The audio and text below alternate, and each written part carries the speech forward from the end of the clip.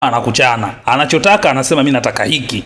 Kocha Dimitar Pantev ni kocha ambaye amenyooka. Sasa sikiliza hii video ya Ahmed Ally hapa, alafu nitakwambia kwa nini mbele. Yeye ndo maana akaitwa ama tukamuita ama tukampa majukumu ya kuwa meneja mkuu. Kwa hiyo ataisimamia Simba Sports Club kwenye eneo la uchezaji, atasimamia mikataba atasimamia negotiations na wachezaji, lakini kama haitoshi atasimamia benchi la ufundi kwa jumla pamoja na eneo zima la kiwanjani kwa maana ya field of play.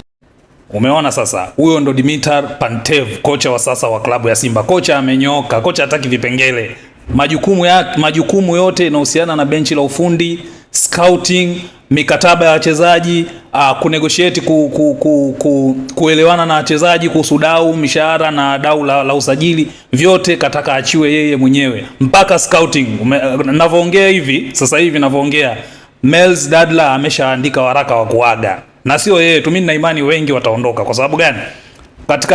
Katika kipindi cha usajili na kipindi cha makubaliano ya mikataba kuna madudu mengi huwa yanafanyika sana hapo nyuma pazia. Kuna vitu vingi huwa vinafanyika, lakini huyu kocha ni kocha ambaye kashaikuwa Afrika, kwa hiyo vitu vingi anavijua vinavyotokea nyuma pazia.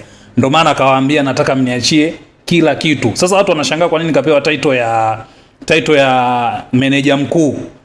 Wali expect labda angepewa title ya head coach, lakini ni manager mkuu. Kapewa title hiyo kulingana na majukumu yake alionao, kama alivyosema Ahmed Ally hapo. Mpaka ninavyokuambia sasa hivi hapa, mpaka tunavyoongea na wewe, Mels Dadla ameshaandika waraka, ameaga, ameachia ngazi. Kwa hiyo chief scout atakuwa mwenyewe Dimitar Pantev, ndo atahusika na mambo ya usajili, na mascout wote wataripoti kwake, ripoti za wachezaji waliowapata au wachezaji walioona wanafaa kuja Simba Sports Club.